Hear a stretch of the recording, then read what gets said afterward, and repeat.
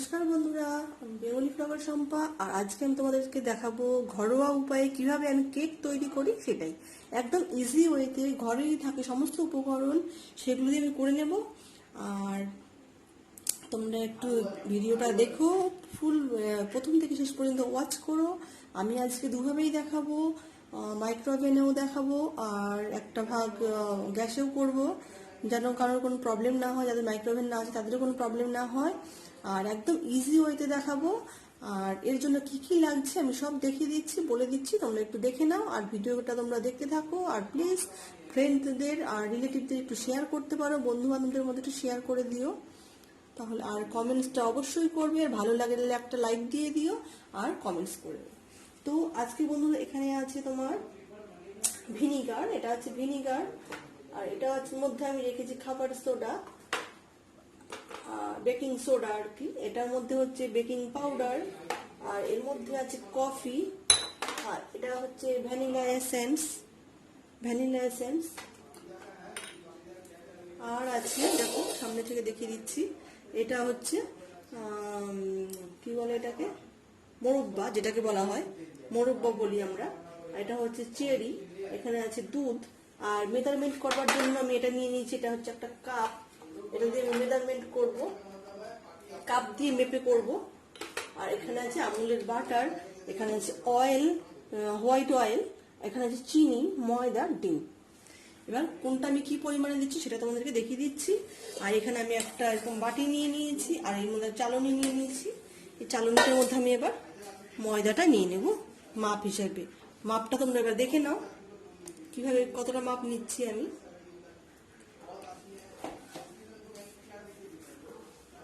আমি 2 কাপ পরিমাণে ময়দা নিয়ে নেব।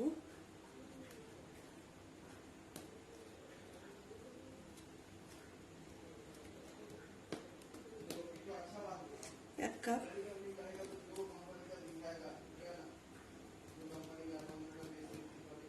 2 কাপ, 2 কাপ ময়দা আমি নিয়ে নিলাম। এবার এর মধ্যে আমি নেব বেকিং সোডা, এই 1 চামচের মতন বেকিং সোডা দিয়ে দিলাম।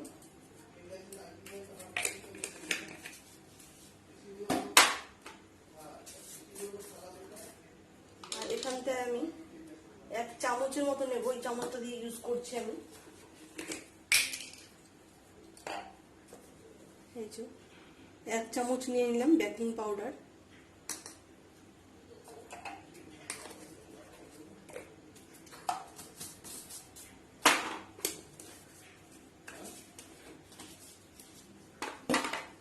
এটা এবার আমি চেলে নেব।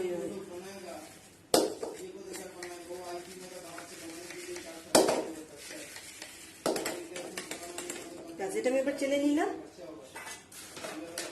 এবার এর মধ্যে আমি চিনিটা নিয়ে নেব, সেম পরিমাণ চিনি নিয়ে নেব। এটা দিয়ে 2 কাপ ময়দা নিয়েছি, 2 কাপ চিনি নেব। 2 কাপ মানে এখানে হচ্ছে 200 গ্রাম ময়দা, 200 গ্রাম চিনি, 100 গ্রাম, 200 গ্রাম। আর আজকে আমি এটা গ্রাইন্ডারে আমি পেস্ট করে ডাস্ট করে নিই চিনিটা, যার জন্য আমার একটু বেশি সময় লাগবে। তোমরা কিন্তু চিনিটাকে গ্রাইন্ডারে ডাস্ট করে নেবে, তাহলে অতটা সময় লাগবে না। 2 প্যাকেট চিনি দিয়ে দিলাম। দিয়েছিলাম নুন দিয়ে দিলাম।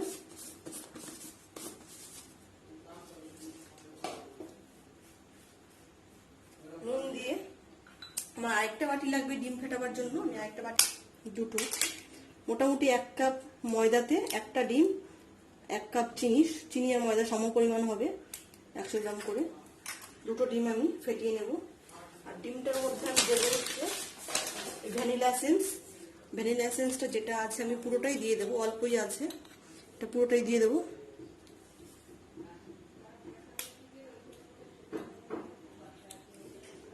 এই যে ভ্যানিলা এসেন্স যেটা আছে আমি পুরোটাই দিয়ে দেবো, 1 চামচের মতো ছিল।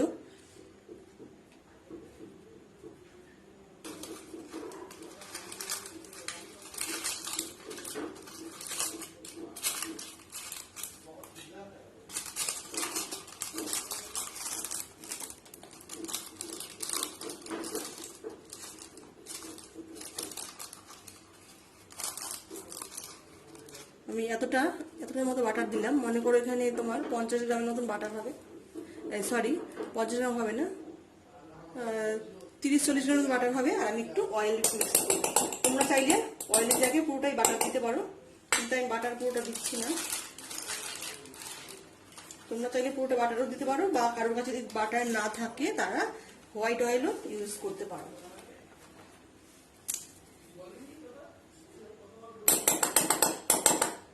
আর এর মধ্যে আমি একটু তেল দিয়ে দেবো।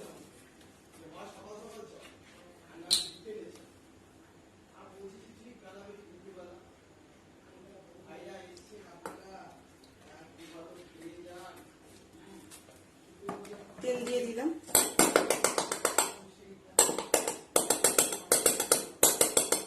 আচ্ছা, এবার ডিমটা আমি এবার ফেটিয়ে নেবো এটা দিয়ে।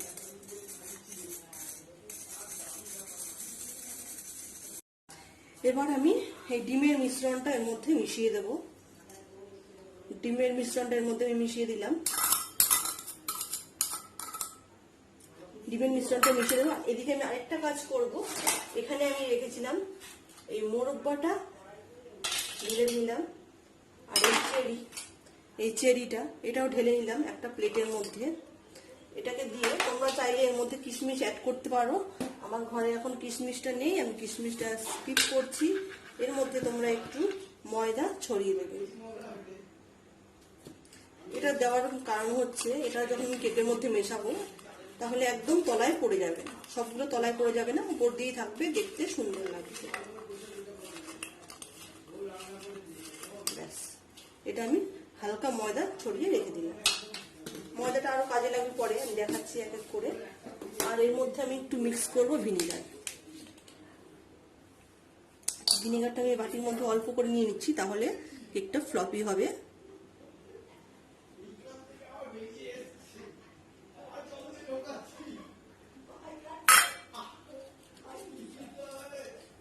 এগুলো আর লাগবে না, হয়ে গেছে। এখন দুধটারই কাজ আছে। আর এই মিশ্রণটাকে আমি এবার খুব সুন্দর করে মিশিয়ে নেব।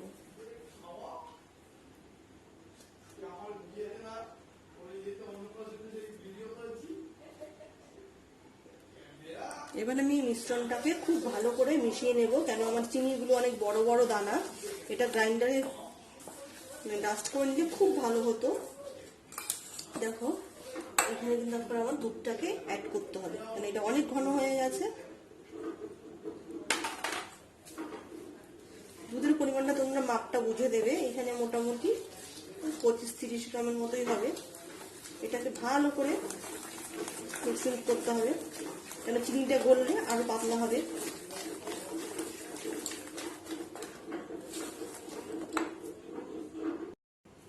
এবার আমি কাগজটাকে এই গামলাতে একটা বসাবো গ্যাসে। এর জন্য আমি গোল করে একটা মাপ নিয়ে নেব।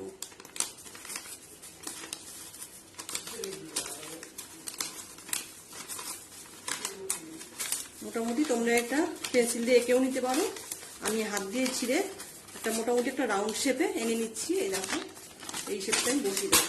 আর তার আগে আমি গামলাটার মধ্যে একটু অয়েল ব্রাশ করে নেব। তোমরা চাইলে বাটারও ব্রাশ করতে পারো।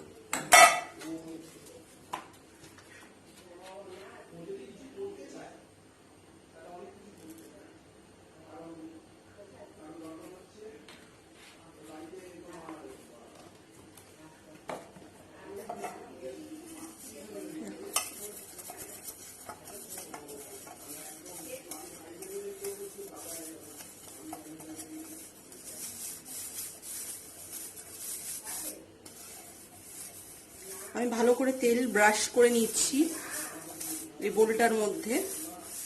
এটা আমি গ্যাসে বসাবো, আরেকটা আমি ওভেনে দেবো, মাইক্রো ওভেনে, সেটাও আমি দেখিয়ে দেবো। এটার মধ্যে আমি কাগজটা দিয়ে দিলাম।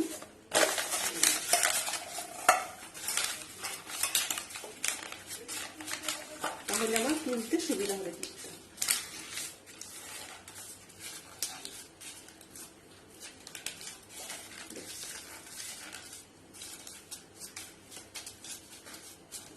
এটা আমি রেডি করে রেখে দিলাম।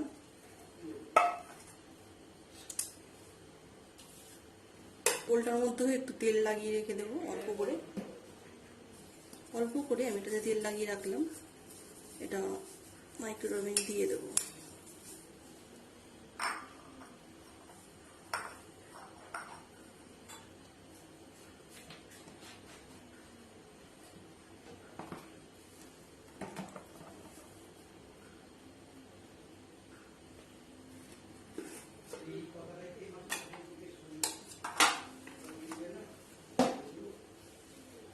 এটার মধ্যে আমি একটু যে কাগজটা রেখে দিয়েছি এর মধ্যে আমি একটু শুকনো ময়দা ছিটিয়ে দেবো। এর মধ্যে আমি একটু শুকনো ময়দা ছিটিয়ে দেবো সমান করে। ব্যাস, শুকনো ময়দা ছিটিয়ে দিলাম। এসব খুঁটিনাটি জিনিসগুলো দেখার জন্য পুরো ব্লগটা ওয়াচ করতে হবে, ছোটখাটো টিপস পাওয়ার জন্য। এবার এই ব্যাটারটা দেখো এরকম করতে হবে। ব্যাটারটা একবার clock wise anti clock wise ভালোভাবে ঘুরিয়ে নেবে এরকম করে। এটাই হচ্ছে কেকের সব থেকে আসল জিনিস, ব্যাটারটা তৈরি করা। ব্যাটারটা ঠিকঠাক থাকলে কেক খুব সুন্দর হবে, খুব স্পঞ্জি হবে, একদম সফট হবে তুলোর মতন। দেখো ব্যাটারটা এইরকম হবে।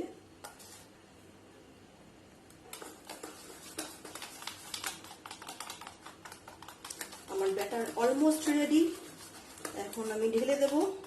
এবার তার আগে এবার আমাকে গ্যাসের দিকে চলে যেতে হবে। সেখানে আমাকে যেটার মধ্যে কেকটা বসাবো সেটা রেডি করে নিতে হবে। চলো এবার সেটা দেখে নিই।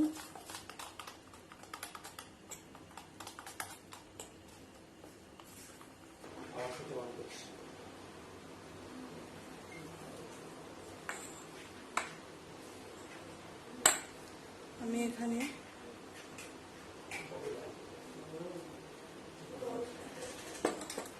এতটা দিয়ে দিলাম, হাফ দেবো, যে কন্টেনারে নেব সেটা হাফ। দেখো এটা আমি দিয়ে দিলাম এখানে। এবার আমি এটা 100% দেবো। এটা যেহেতু বেসটা তৈরি হবে ওর জন্য আমি 180 ডিগ্রিতে দেবো না, 100 ডিগ্রিতেই দিয়েছি। আমার মাইক্রোওভেনটা একটু ডিস্টার্ব করছে নবটা, যার জন্য প্রবলেম হচ্ছে। 95-এ এসছে। আমি 5 মিনিটস রাখবো। ব্যাস 5 মিনিটস পরে আমি তোমাদেরকে দেখাচ্ছি কি অবস্থায় আছে। আমি একটু কফি অ্যাড করে দেবো, তাহলে সুন্দর একটা ব্রাউন ব্রাউন কালার আসবে। কফি, এটা আমি একটু কফি মিশিয়ে নিলাম, আর এর জন্য এটা একটু ব্রাউন ব্রাউন আসবে রংটা। দেখো একদম রেডি। এটা আমি গ্যাসে করবো, ওর জন্য দেখাচ্ছি তোমাদের। আমি ছুরিটা ঢুকিয়ে দেখে নেব কাঁচা আছে কিনা। দেখো ছুরিতে একদম লাগেনি, ছুরিতে একদম লাগেনি। ওই দিকটা একটু দেখে নেব। না,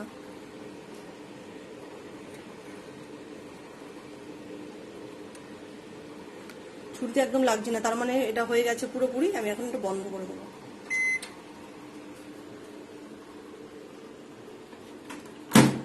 ওভেনটা আমি বন্ধ করে দেবো। আমি যেহেতু এটার মধ্যে চেরিগুলো দিতে ভুলে গিয়েছিলাম, আমি ওপর দিয়ে কয়েকটা গার্নিশিং করে দেব, তাহলে বেশ দেখতেও ভালো লাগবে, বাচ্চারা খেতেও চাইবে। এগুলো পুরো আলগাই বসানো রইলো, কেন ভেতরে ঢুকছে না। আমি গার্নিশিং করে দিলাম।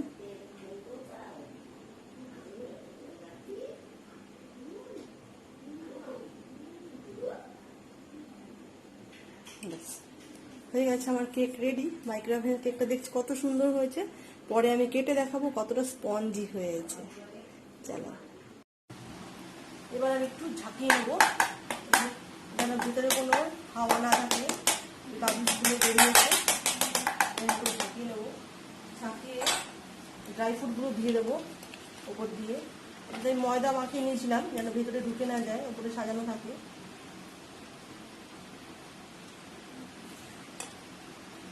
সুন্দর করে সাজিয়ে সাজিয়ে দিয়ে দেবো।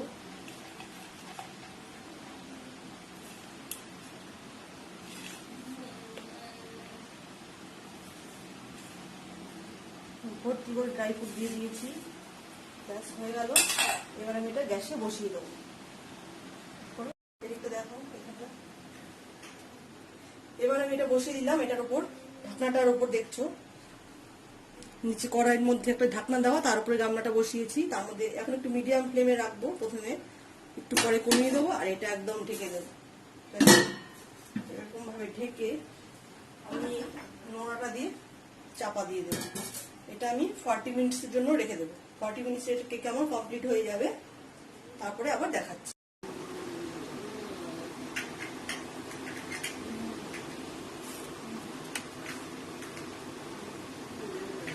দেখা যাচ্ছে দেখো মাইক্রোওভেনেরটা এখন আমি একটু কেটে দেখাবো কেমন হয়েছে।